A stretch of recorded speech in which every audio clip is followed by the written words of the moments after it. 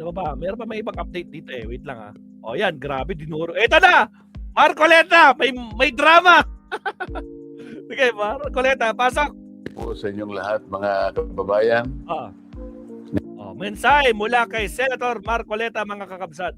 Ngayong araw ay narinig po ninyo ang pagpapahayag at mga deklarasyon at testimonya ng mga dating sundalo na nagpasya na magkatipon-tipon kaninang umaga at natapos kani-kanina lang tungkol sa maanumalyang flood control. Tinutukoy niya yung nangyaring peking Blue Ribbon hearing na iniwan mo naman sa ere. Bakit di mo naman sinamahan si Mike Defensor? Siya tuloy naging Senate President sa Blue Ribbon na yun. Siya tuloy ang naging presiding officer. Dapat ikaw. Bakit mo iniwan sa ere si Mike Defensor? Diyos ko po, Lord Rudy. Bakit ganun? Grabe naman yan. Marcoleta, bakit ganun? Ay, Diyos ko po. Projects na kinapalooban ng maraming pagdi-deliver ng napakaraming mali-malitang salapi sa iba't ibang mga tao at opisyalis ng ating bansa. Ang dami. Dinamay nyo, pati si Kiko Pangilinan eh. Hindi lang yun, dinamay nyo, pati si Arnold Clavio at saka si Ramon Tulfo eh. Sino maliniwala sa mga kwentong pagong na mga maleta boys? Pero ang pinakamalaking tanong, Marcoleta, bakit iniwan nyo si Mike Defensor? Bakit nyo nilaglag ang mga maleta boys? Hindi nyo sinoportahan? Or takot kayo sa kaso? Ay, kasi alam nyo, nasa labas kayo ng Senado, wala kayong immunity, mga duwag kayo, takot kayong humarap sa ginawa-gawa nyong peking Blue Ribbon. Ngayon, matatapos ang kahibangan ninyong lahat. Sige, pasok. Yan po ang sinasalamin sana, mga kababayan, ng dapat na nangyari na inaakala naming huling pagdinig sana ng opisyal na Blue Ribbon Committee na aming sinet noong June 11, 2026. Hindi nga po natuloy yun, mga kababayan, dahil nung matunugan ng... matunugan, agoy! Una-una, wala naman kayong record kahit nung unang hearing nyo na meeting. Bakit? Official record? May nakikita ba kayo sa website ng Senate? May nakikita ba kayo sa official YouTube channel ng Senate? May nakikita ba kayo sa post ng official page ng Senate? Wala! In short, lahat ng ginawa nyo, basura! Ay, Diyos ko po, Rudy. Ibang mga kasama namin na kami magdadaos uli ng panghuling hearing na lang ng Blue Ribbon Committee ay sinabi nila na mayroong security threat ang Senado at ang aming mga kawani ay sinabihan nila na mag-work from home na lang. Dahil po sa security threat at nagkaroon po ng napakaraming mga tanod sa Senado at wala naman po kaming magagamit na mga kawani, hindi po natuloy yung June 11 hearing. Ang sakit naman nun, Makwan, Corabidal. Naku po. Masasaktan sila, mga kakabsat. Kaya wala silang ibang choice kundi ilaglag ang mga maleta boys. Huwag na tayong umatin dyan. Mapapahamak tayo sa mga maleta boys. Ilaglag na natin, iwan na natin yung mga yan. Putragis, pati si Sharon Cuneta, dinagdag nyo pa. Putragis, si Sharon Cuneta. As in, mga kakabsat, pati si Sharon Cuneta.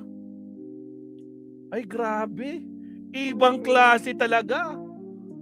May pinakita pa sila. Picture ng bahay. Bahay daw ni Chis Escudero yun. Pinicturean yung gate. Asan yung mga maletang pera? Asan yung pera doon? Asan yung patunay? Bakit nyo kasi nilaglag yung maleta boys? Kaya pinagtatawanan lahat. Diyos ko Lord, lahat ng mga revelasyon nila. Putragis, yun na yun. Ay, Diyos ko po, Rudy. Sige, tuloy. Hearing na yun.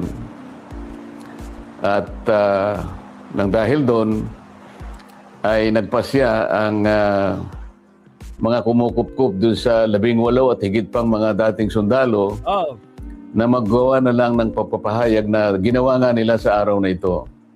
Oh, hindi na daw hearing. Pagpapahayag na lang daw. Kasi hindi naman talaga mare-record yan. Walang silbi, basura.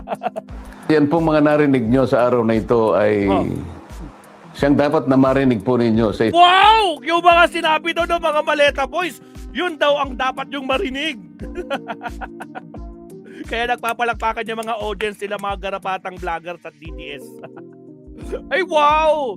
Ibang klase, mga kakabsat. Oh.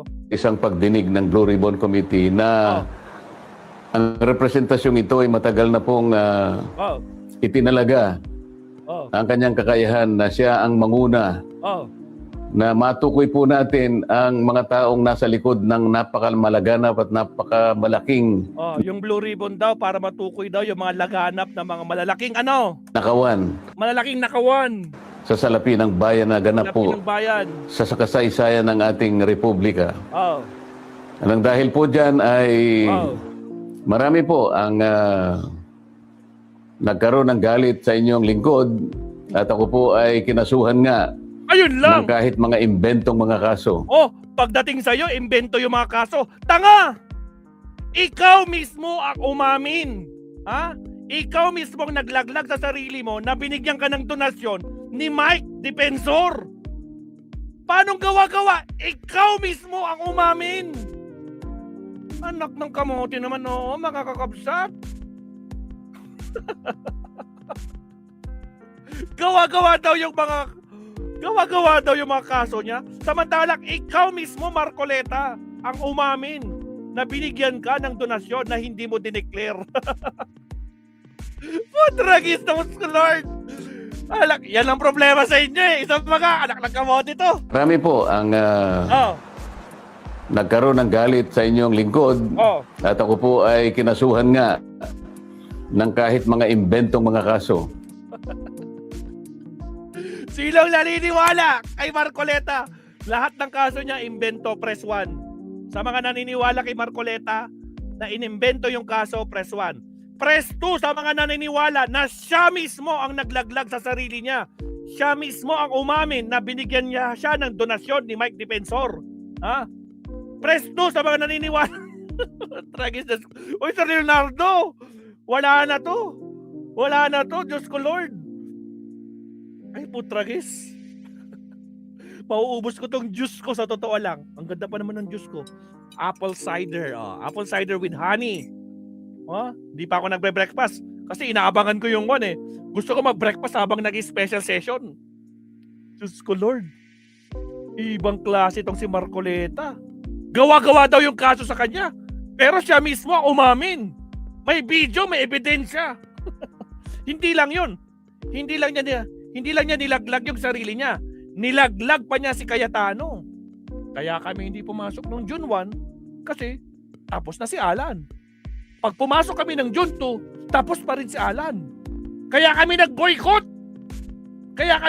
Hindi pumasok kasi alam namin may numero sila. Malalaglag si Alan. Tanggal siya bilang Senate President. Kaya ang pinaka-the best way, strategy, huwag tayong pumasok para hawak natin ang Senado. Ang galing ng strategy. Diba? Anak ng kamote. Makwan, ibang klase talaga to. Tapos sasabihin mo, gawa-gawa yung kaso sa'yo. Ngayon, ramdam mo yung kaso. Ramdam mo, Ay, Diyos ko Lord. Tuloy. At maaari pong isang araw, hindi po natin alam kung ngayon o bukas. Ay, bakit wag nang bukas? Ngayon na! Sa makalawa, ay iyahain po sa akin ang warrant of arrest. Woo! Iyahain ang plunder na no bail. Plunder no bail. 75 million ba yung donation? Oo, 75 million yun, Diyos ko Lord. Kasi pag 50 million threshold, plunder no bail. 75, pasok sa banga. Upang ako po ay arestuhin, upang hindi ko na maipagpatuloy ang aking gustong mangyari na matukoy po natin. Matukoy pero iba na may ginagawa nyo. Mga may kagagawan ng lahat ng ito at mapanagot natin sila. Yun, napanagot. Pero wag po napanagot si Pangulong Bongbong Marcos kasi nag-deliver daw yung mga Maleta Boys kay Bongbong Marcos. Diyos ko po, Rudy, nag-deliver noong campaign period. Habang nangangampanya, no? Anak kamote, nakipicture lang, putragis, nag-deliver na. Ay kamote. Kayong mag-alala, kahit ako po ay kanilang maaresto at maipakulong, kagaya na po ng sinasabi ko, ay hindi po tayo titigil hanggat hindi po natin natutukoy ang mga taong ito dahil kayo po talaga ang dapat pagsilbihan namin. Interes po ninyo ito. So, huwag kayong mawawalan ng loob at huwag kayong mawawalan ng pag-asa. Pansamantala lang naman siguro hindi tayo magkikita ng harapan. Ngunit, ay, nararamdaman niya na! Mukhang nakatunog na to kasi parang bato din, nakakatunog na. Tatakas na to. Hindi na ay wait, baka tumakas ka. Baka lang ha.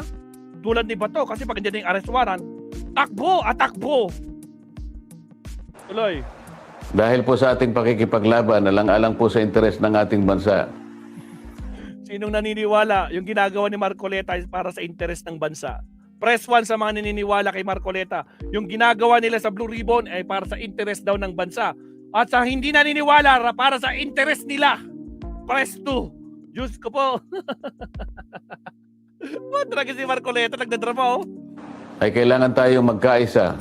Sa tulong po ng Panginoon Diyos, magtatagumpay din po Dinamay niyo na naman si Panginoon. tayo.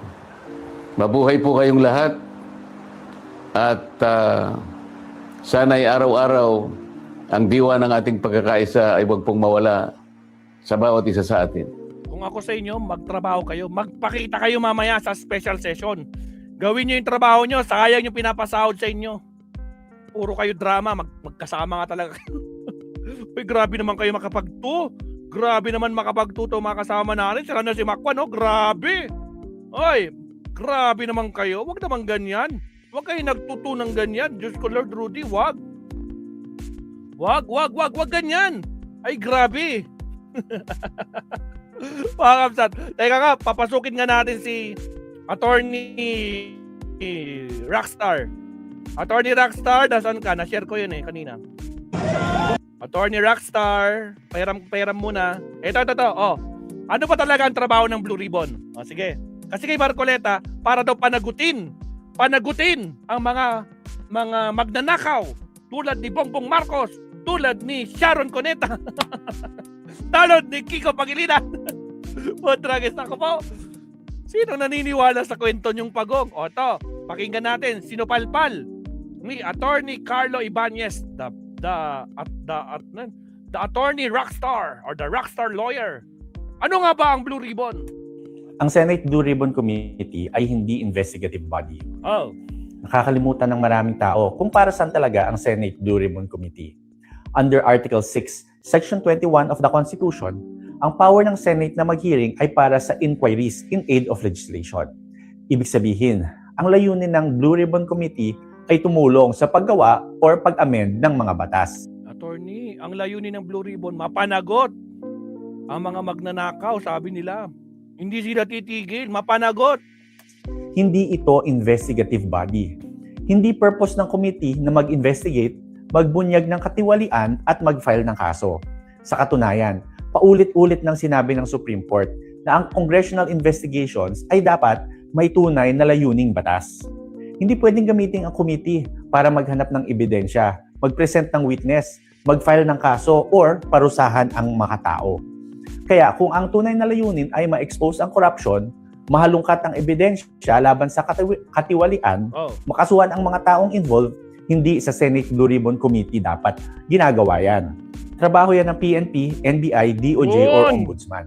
Ang problema, imbis na maging legislative inquiry, nagiging political spectacle. Tama. Nagiging venue para sa grandstanding, paninira sa kalaban, or pagpapasikat sa publiko. Tama. Kaya maling-mali yung naghahanap ng makakasuhan pagkatapos ng committee hearing.